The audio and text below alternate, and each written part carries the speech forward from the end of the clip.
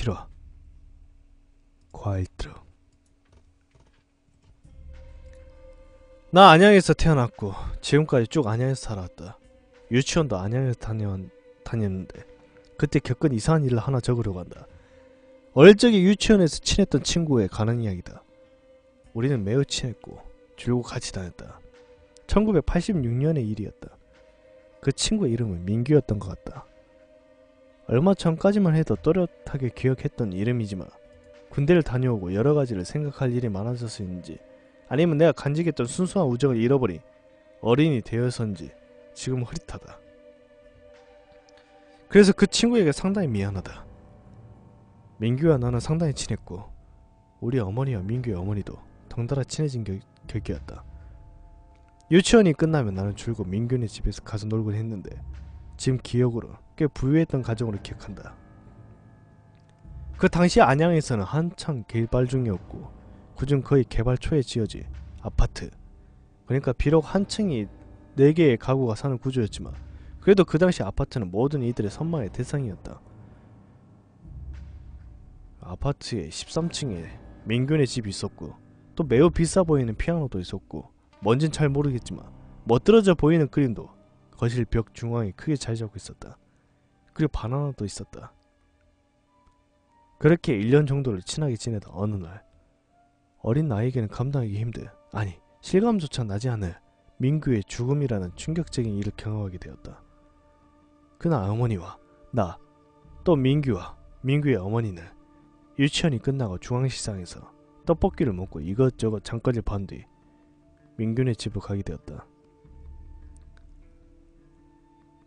택시에서 내려 민규네 집으로 가는 도중 민규네 어머니는 짐이 무거우니 먼저 가서 문을 열어놓으라고 했고 민규는 알았다며 나보고 같이 가자고 했다. 평소 같으면 같이 갔겠지만 그날따라 과일 트럭에 실린 바나나가 눈에 띄어서 전 어머니를 졸라 바나나를 살 목적으로 민규를 따라가지 않았다. 할 수 없이 민규 혼자 아파트 현관에 뛰어들어갔고 난 어머니께 바나나들을 사달라고 졸랐다. 물론 어머니는 나중에 사준다며 나를 달랬고 난 떼를 쓰며 사주지 않으면 가지 않겠다고 바닥에 주저앉아 손을 잡아 끄내 어머니와 신랑이를 버리고 있었다. 그때 위에서 민규가 부른 소리가 들렸고 위를 쳐다보니 민규는 열쇠를 가져가지 않아 문을 열 수가 없다고 손을 휘휘 젓고 있었다. 그러자 민규 어머니는 핸드백을 뒤지더니만 이내 열쇠를 찾아내 민규에게 바나나를 살 테니 내려오라고 손짓을 했고 민규는 알았다고 했다. 그리고 어머니는 나를 바나나가 있는 트럭으로 데리고 가서 고르는 도중에 갑자기 하는 엄청난 소리와 함께 과일 트럭이 몹시 심하게 흔들렸고 매우 놀란 우리는 사태를 파악하려고 트럭의 앞쪽을 살폈다. 거기에는 형체를 알아볼 수 없는 벌겋 고깃덩어리가 있었고 과일 트럭의 운전석 부분이 몹시 찌그러져 있었다. 어머니 황급히 내 눈을 가렸고 곧이어 사람들의 비명소리가 들렸다. 그리고 조금 후 민규의 어머니의 비명에 가까운 절규가 이어졌고 난 내 눈에 들어온 형체를 알 수 없는 뭔가가 민규라는 것도 알게 되었다. 그 일이 있는 후 난 유치원을 더 이상 다니지 않았고 다음에 국민학교에 입학하게 되었다. 그러면서도 그때의 일은 좀처럼 잊혀지지 않았지만 너무 무서워서 생각하지 않으려고 또 내색하지 않으려고 애썼다.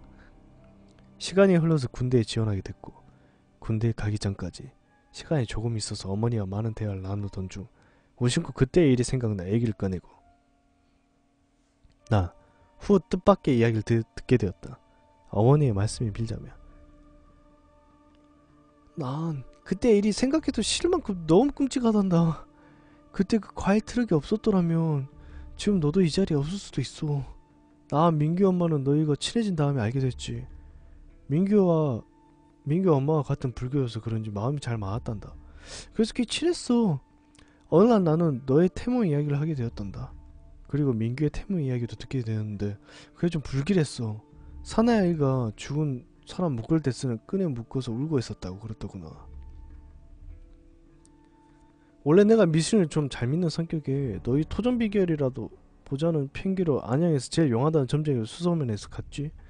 가뜩이나 불안한 사람한테 불길하다 어쩐다 하기 뭐해서 그냥 핑계를 댄 거야. 그렇게 해서 전집에 가서 우선 너의 점을 물어봤단다. 나는 중간에 위기가 있지만 조상의 덕으로 뭐 어쩌고 그러니 부조를 하나 쓰라고 했고 민규의 점을 물었더니 옛날 조상 중에 신내림을 받지 못하고 죽은 귀신이 붙어서 다른 귀신을 부르는 객기라고 매우 좋지 않으니 마음의 준비를 하라고 하더구나. 방법을 물었지만 다음에는 다시 오라는 말만 하고 그만 나가라고 했어. 우리는 귀가 차서 나왔고 민규 엄마는 표정이 아주 어두웠지.